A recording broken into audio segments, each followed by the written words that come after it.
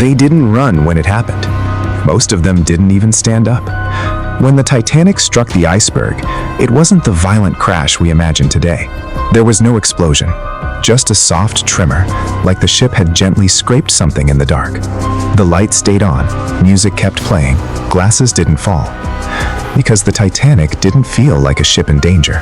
It felt safe, and that feeling is what trapped them.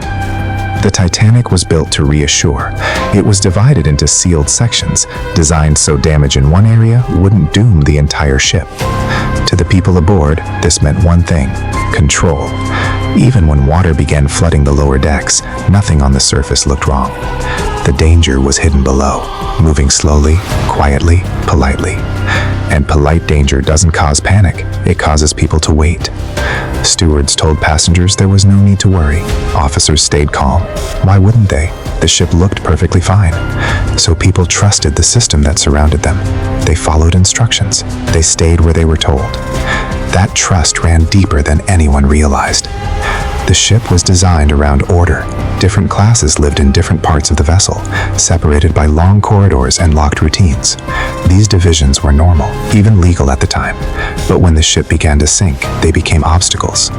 Some passengers didn't know which way led up. Others were told to wait their turn. And they did, because the system had taught them that waiting was safe. Up on deck, lifeboats were lowered. But even here, the rules slowed everything down. People hesitated, couples refused to separate, boats left half empty, dangling over freezing water, because no one wanted to believe the ship could really be lost. There weren't enough lifeboats for everyone, not because of neglect, but because the rules didn't require them. The system assumed help would come. It didn't. By the time the ship began to tilt and the cold reached the hulls, the truth became impossible to ignore. But by then, precious time was gone. More than 1,500 people died that night, not because they panicked, but because they trusted. The Titanic didn't trap its passengers with locked doors or steel walls. It trapped them with calm.